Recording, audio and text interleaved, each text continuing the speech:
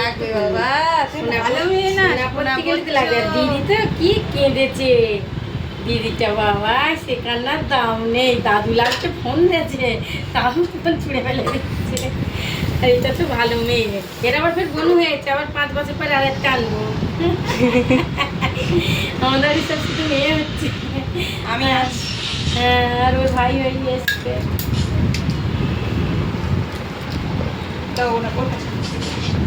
এইদিকে দে, চালু হয়েছে। আচ্ছা ওটা ওখানে ডাক।